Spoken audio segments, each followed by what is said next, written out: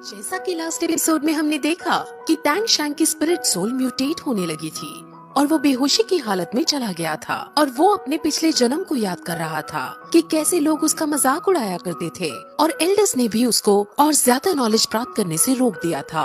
अब टैंग शैंग को कैसे न कैसे करके लाइब्रेरी के अंदर रखी बुक्स से सीक्रेट नॉलेज जाननी ही थी, जिसकी वजह से वो आज रात उसके अंदर जाने का डिसाइड करता है। वो अंदर जाकर सीक्रेट स्क्रिप्चर्स पढ़ना चाहता है। वहाँ लाइब्रेरी के अंदर 2 लेवल सिक्योरिटी मौजूद है, जिसमें फर्स्ट लेवल पर सैनिक पहरा देते हैं और सेकंड लेवल पर लेजर्स के साथ 3 एल्डर्स तैनात किए गए हैं। अब इन दोनों सिक्योरिटी को तोड़कर टैंग शैंग को अंदर जाना था। अब टैंग शैंग अपने हिडन वेपन से चाहता तो बाहर पहरा देने वाले सैनिकों को मार सकता था, लेकिन वो अपने इस टैंग सेक्ट से बेहद प्यार करता था और उसके ऊपर टैंग सेक्ट के कई एहसान थे, इसलिए वो छुपते छुपाते लाइब्रेरी के अंदर जाता है और फर्स्ट लेवल ऑफ सिक्योरिटी पार कर लेता है।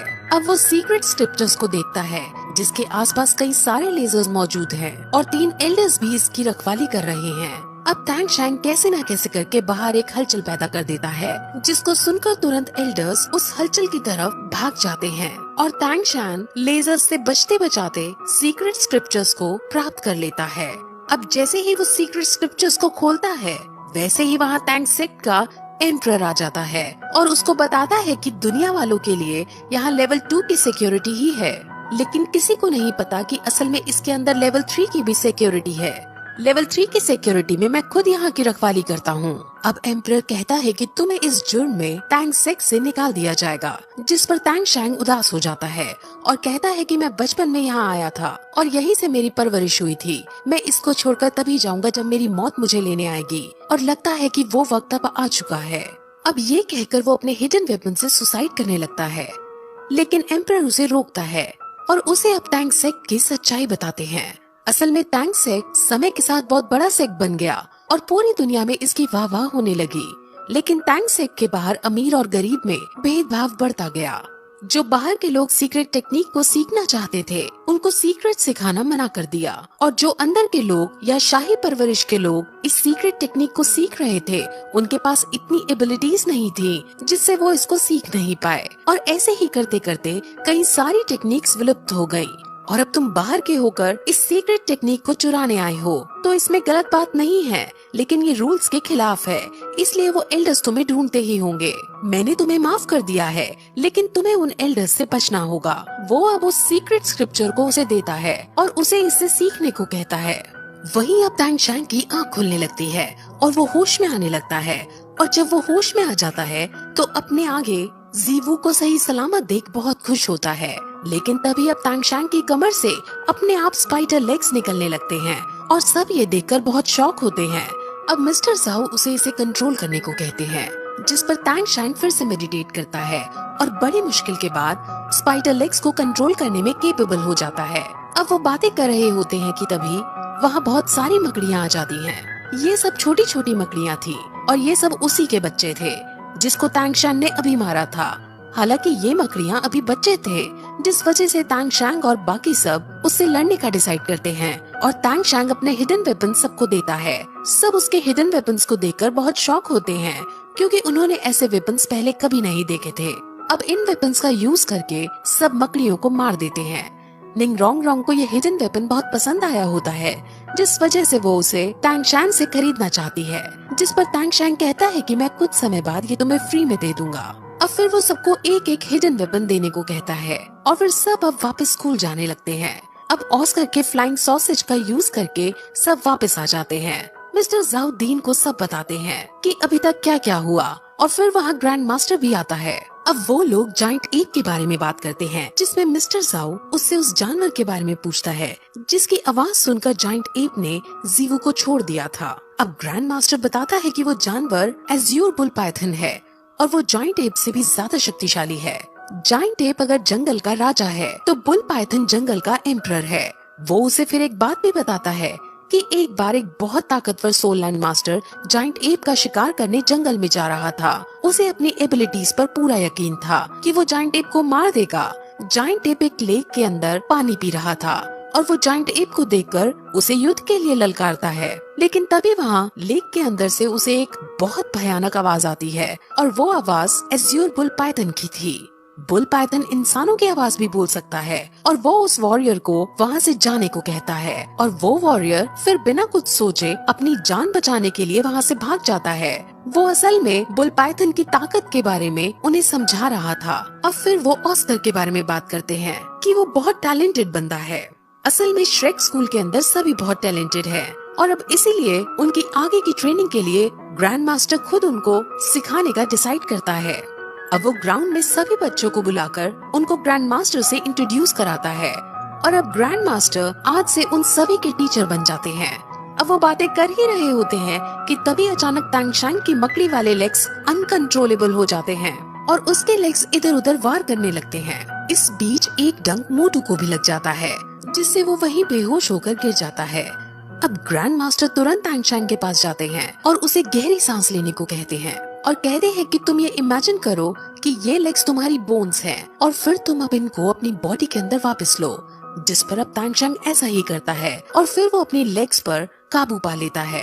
अब वो तुरंत मोटू को ऑस्कर के कमरे में लेटाता है और ग्रैंड मास्टर और तांग शैंग वहाँ जाते हैं। ग्रैंड मास्टर तांग शैंग से इसके पॉइजन को वापस लेने को कहता है। तांग शैंग बहुत डरता है क्योंकि इस बीच मोटू की जान जाने का भी डर था, लेकिन अगर उसने पॉइजन वापस नहीं लिया तो भी मोटू जान से मरने वाला था। इसलिए वो ग्रैंड मास्टर की बात मानते हुए मोटू के शरीर से पॉइजन निकालने लगता है और कुछ देर में मोटू ठीक हो जाता है। अब तांग शैंग बाहर आता है और सबको अपनी कंडीशन बताता है कि शायद मैं अभी स्पिरिट रिंग को संभाल नहीं पा रहा हूँ। अब जीवू और तांग शैंग भी आपस में स्पिरिट रिंग के बारे में बातें करते हैं। अब तांग शैंग ग्रैंड मास्टर से मिलने जाता है जहाँ ग्रैंड मास्टर उसे उसकी लापरवाही के लिए डांटता है क्योंकि उसने बिना कुछ सोचे समझे बहुत हजारों साल पुरानी मकड़ी को मार दिया था और उसके स्पिरिट रिंग को हासिल करा था। तांग शैंग उनसे सॉरी कहता है और कहता है कि वो आगे से ऐसा कुछ नहीं करेगा, जिस पर अब ग्रैंड मास्टर उसकी नई स्पिरिट रिंग के पार्ट्स दिखाने को कहते हैं, जिस पर तांग शैंग उन्हें अपनी ब्लू सिल्वर प्लांट दिखाता है। उसकी ब्लू सिल्वर प्लांट की रिंग बढ़ गई थी और वो ज्यादा स्ट्रॉन्ग हो गई थी। तांग शैंग की पॉइजन पार भी अब और जहरीली हो चुकी थी, यानी अब तांग शैंग इतना ज्यादा शक्तिशाली हो चुका था कि अगर कोई पॉइजन मास्टर भी उस पर अपने पॉइजन से वार करे तब भी तांग शैंग आसानी से उसके इफेक्ट को नलीफाई कर सकता है। अब तांग शैंग अपने दोस्तों के लिए भी हिडन वेपन्स बनाना चाहता था और वो अपने पिछले जन्म की यादों से और सीक्रेट स्क्रिप्चर में जो लिखा था उसकी मदद से अपने लिए कई सारे हथियार बनाना चाहता है जो उसे हर युद्ध में जीतने को मदद करे। अब इसीलिए तांग शैंग इस शहर में अपना हथियारों का बिजनेस खोलने का डिसाइड करता है क्योंकि अगर ये बिजनेस चल जाता है तो उसके पास बहुत सारे पैसे आएंगे और पैसे आने से वो अपने लिए अलग अलग तरह के वेपन्स बना पाएगा। अब फिर वो शहर की सबसे बड़ी लोहार की दुकान पर जाता है। वहाँ पर बहुत सारे लोहार हथियार बना रहे थे और सभी बहुत बड़े कारीगर थे। अब तांग शैंग मालिक के पास जाता है और कहता है कि वो उसके लिए एक बिजनेस अपॉर्चुनिटी लाया है, लेकिन इसको जानने के लिए उसको प्राइवेट में बात करनी होगी। अब तांग शैंग और ओनर एक कमरे में जाने लगते हैं जहाँ रास्ते में वो उन दो लोगों को जिनका नाम आयरन ड्रैगन और आयरन टाइगर है उन्हें देखता है। वो दोनों असल में ओनर के बेटे हैं और वो यहाँ के सबसे कुशल कारीगर हैं। अब तांग शैंग रूम में जाकर उन्हें कहता है कि मैं आपको 100 सोल कॉइन्स दूंगा और आपको मुझे यहाँ एक सीट देनी होगी, यानी मुझे यहाँ अपने औजार यूज करने देने होंगे और मैं उनसे बहुत अच्छे अच्छे हथियार बनाऊंगा जिसे बेचकर जो प्रॉफिट आएगा वो हम शेयर करेंगे। अब उनको ये प्लान बहुत अच्छा लगता है, लेकिन वो तांग शैंग पर यकीन नहीं कर पा रहे थे कि ये बच्चा हथियार बना भी पाएगा या नहीं। इसीलिए वो उससे उसकी स्किल्स के बारे में पूछता है, जिसमें जब उन्हें उसकी रैंक 30 पता चलती है तो वो बहुत शॉक होते हैं। अब वहाँ वो दोनों बेटे भी आ जाते हैं और वो तांग शैंग को यहाँ देखकर बहुत खुश होते हैं और वो अपने पापा को बताते हैं कि इसकी एक पार्टनर तो हमें जान से मारने वाली थी, लेकिन इसने ही हमको बचाया था और ये बहुत ताकतवर इंसान है।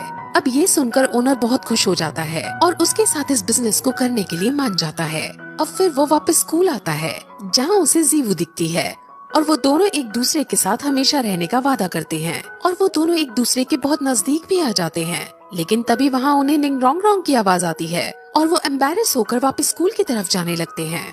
आज ये लोग तांग शैंग के रैंक 30 पर पहुँचने की पार्टी करते हैं और सब बहुत मस्ती करते हैं। अगले दिन ग्रैंड मास्टर खुद उन सब के लिए ब्रेकफास्ट बनाता है और फिर सब ग्राउंड में आकर एक लाइन में खड़े होते हैं और वहाँ पर अब ग्रैंड मास्टर उन्हें कहता है कि अब तुम लोगों की इंटेंस ट्रेनिंग शुरू होगी। वो मिस्टर धाई को अपने पास बुलाते हैं और कहता है कि तुम्हें इन सब से बारी बारी से फाइट करनी है। लेकिन तुम्हें ध्यान रखना है कि किसी को चोट ना पहुंचे। और जब तुम टैंग शैंग से फाइट करो तो टैंग शैंग तुम्हारे साथ थर्ड स्पिरिट रिंग को यूज नहीं करेगा। अब ये सुनकर मिस्टर धाई कहता है कि टैंग शैंग अपनी थर्ड स्पिरिट रिंग का यूज कर सकता है, क्योंकि मैं उसे उसकी थर्ड स्पिरिट रिंग के साथ भी हरा दूंगा। लेकिन ग्रैंड मास्टर उसे मना करता है और कहता है कि अगर टैंग शैंग ने मकड़ी वाली बार को यूज किया तो तुम जिंदा नहीं बच पाओगे। अब ये सुनकर सब हंसने लगते हैं, लेकिन मिस्टर धाई ग्रैंड मास्टर से जिद करता है, तो ग्रैंड मास्टर टैंग शैंग को थर्ड स्पिरिट रिंग का यूज करने की परमिशन दे देता है। और अब उन दोनों में फाइट शुरू होती है और उसमें स्पाइडर वेब बनाकर मिस्टर धाई को फंसा देता है और उससे निकलने के चक्कर में उसके शरीर में पॉइजन फैलने लगता है। अब मैच रोक दिया जाता है और पहले टैंग शैंग उसके पॉइजन को हटाता है और फिर ग्रैंड मास्टर उन सभी को टीम वर्क की ताकत समझाते हैं और उनको हमेशा साथ एक साइड से लड़ने के लिए मोटिवेट करता है। अब मोटू ऑस्कर से लड़ता है और ऑस्कर हार जाता है, जिसके बाद मिस्टर धाई मोटू से लड़ता है और मोटू और मिस्टर धाई के बीच बहुत आइकॉनिक लेवल का मैच होता है, जिसमें पहले तो मिस्टर धाई कमजोर पड़ रहा होता है, लेकिन मिस्टर धाई अब अपने फुल पोटेंशियल में आता है, जिसके बाद दोनों आपस में आइकॉनिक लेवल की फाइट करने लगते हैं। अब उनकी फाइट को देखकर ग्रैंड मास्टर जीवू से अपनी थर्ड स्पिरिट रिंग को दिखाने को कहता है, जिस पर जीवू और टैंग शैंग अब आपस में लड़ाई करते हैं। टैंग शैंग उसे स्पाइडर वेब में फंसाने की कोशिश करता है, लेकिन जीवू बहुत फास्ट है और उसके पास बहुत स्ट्रेंथ भी है, जिस वजह से वो उससे बचती हुई टैंग शैंग पर अटैक करती है और जोर से पकड़ लेती है, जिस वजह से जब टैंग शैंग फिर से स्पाइडर वेब का यूज करता है तो वो दोनों ही अब स्पाइडर वेब में फंस जाते हैं और उनके बीच फिर से बहुत रोमांटिक एंगल बन जाता है। वहीं मिस्टर धाई और मोटू में से कोई हार जीत नहीं रहा होता, इसलिए उनके मैच को रुकवा दिया जाता है। अब वो उन सबकी फाइटिंग में कमियां निकालते हैं और उनकी कमियों को उनको बताकर आगे से और ज्यादा ध्यान रखने को कहते हैं। और अब जीवू की बारी आती है और अब जीवू की कोई कमी ग्रैंड मास्टर को नजर नहीं आती, जिससे सब बहुत ज्यादा शॉक होते हैं। अब वो जीवू को थर्ड स्पिरिट रिंग के बारे में बताते हैं कि इसकी थर्ड स्पिरिट रिंग की वजह से इसके पास हजारों साल पुरानी लाइटनिंग स्पीड के रैबिट की ताकत आ गई है और इस टेक्निक का यूज करके ये अपने आप को हवा में टेलीपोर्ट भी कर सकती है। अब क्योंकि सभी ने कोई न कोई गलती की थी, इसलिए सबको पनिशमेंट दी जाती है और उन्हें पत्थरों से भरा बैग उठाकर चक्कर लगाने थे। जिसने गलती नहीं की थी वो भी चक्कर लगाते हैं, क्योंकि वो अपने दोस्तों को पनिशमेंट खाते नहीं देख सकते थे। और फिर यही इस तरह ये एपिसोड खत्म हो जाता है।